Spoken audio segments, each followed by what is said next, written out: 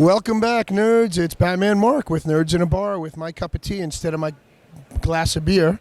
We're here at Playmobil today because we're looking at the new Scooby Doo extensions to their Scooby Doo Playmobil lines. They have some incredible stuff coming out, guys. This is just unbelievable. First, we've got our play set here, the Dinner with Shaggy. I wonder why they're always eating. Gilness, what do you think? I don't know. They could be up to something. They could be up to something. So right here, you've got a lot of accessories with a dinner table, a chair for a cot for Scooby, and an actual throne-style chair for Shaggy, who holds all of his drink and his French fries at the same time. Moving back to the Adventures in Egypt, you see the ghoulish minions walking, carrying Scooby on his little throne, and then the Egyptian tombs behind, where Shaggy is dressed as, looks like King Tut Pharaoh.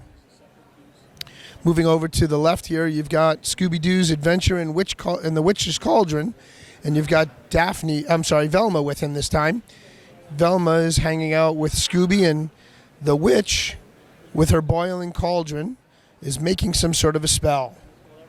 Moving back into the back section, you've got your Adventures in the Cemetery with Daphne and Fred.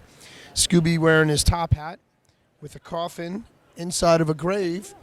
I will send you the It looks really cool. I mean, they're really doing some nice stuff with this.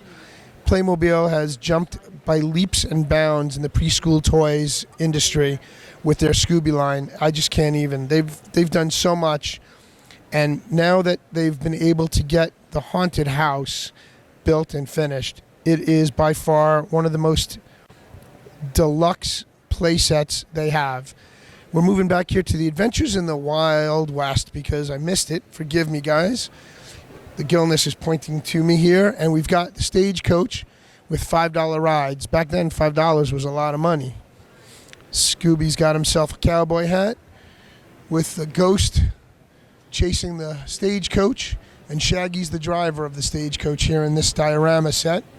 And this is all the accessories that it comes with. I'm sure if you look inside the Danger explosives, there might be some explosives inside the chest. And then here we go with the blind bags.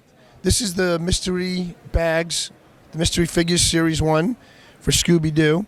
And as we've been told in the past, each one of these figures is both human underneath a mask, as of course, let's see who the real person is. And they always unveil it at the end of each story arc. There is a set of, let's see, 2, 4, 6. There's 12 total figures in the first Mystery Series assortment of blind bags. Each one comes with a character underneath a mask. And then, of course, you've got your Scooby and Shaggy's with the Ghost set, which we saw, I think, at Comic-Con, New York Comic-Con. And then, of course, you've got in the back the Mystery Machine with Daphne, Thelma, and Fred. The Mystery Machine comes with all kinds of accessories. As you can come around when the Gilness makes his way up with the camera to the back side of the vehicle and looking into the insides, the inner workings, show off that you've got your little computer set inside there, and that each of the different individual villains or mystery figures comes with their own limited edition digital card.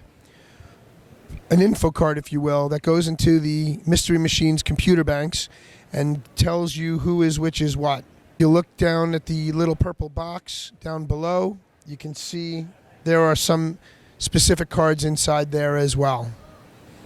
There's also a food tray for their snacks, as well as, I'm sure, Scooby snacks are in there somewhere.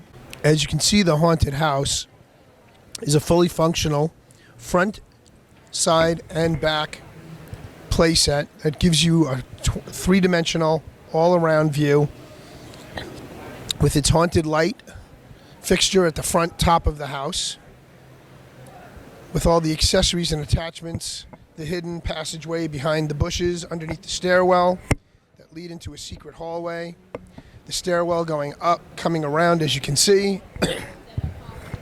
They've even got a weather vane at the very top peak of the roof of the house. It's amazing. This design is probably one of the nicest ones I've seen so far coming out of Playmobil. Next to the Ghostbusters Firehouse, which was by far my favorite until now, because I'm such a big Scooby fan as well as a Ghostbusters fan.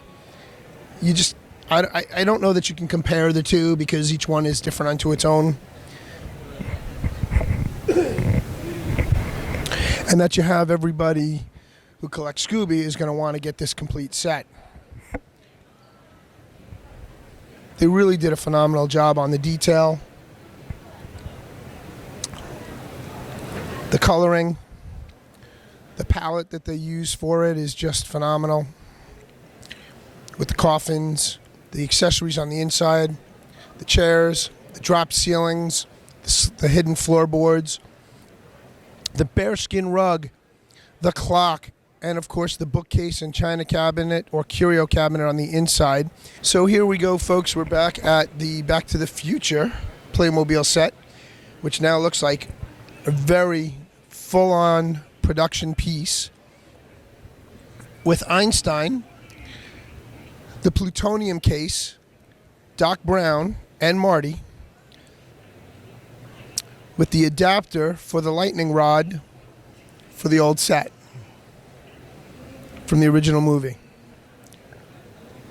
Looking at the console on the inside, you can see the digital dash display set to the day, date, and time that Marty's to go back in time. The detail on this car is absolutely phenomenal for a Playmobil set. Just like the Ecto-1, they've really tried to stay true to the details of the original car with the movie that has captured everybody by storm and is keeping on going. The 2-pack play set for Back to the Future features a rock and roll Marty McFly and a Doc Emmett Brown. Doc's got his gloves on with an article from the newspaper when lightning strikes the clock tower, and Marty's in his rock and roll gear from the prom that night when he plays Johnny Be Good. And these are due out in May. All right, guys, I got to tell you, we always enjoy coming to Playmobil. We always have fun here. For Nerds in a Bar, this is Batman Mark, and we're moving on for Toy Fair 2020.